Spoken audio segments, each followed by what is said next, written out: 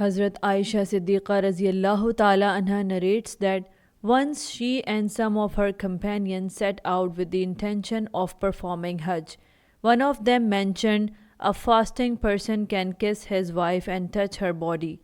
There was a man among them who used to observe night vigil, praying during the night, and observe fasting during the day for 2 years. He said, I have a desire to do that, kissing and touching, so you can wait for me. When he reached Hazrat Aisha Siddiqa Raziyallahu Ta'ala Anha and asked about this matter, she said, wait a bit.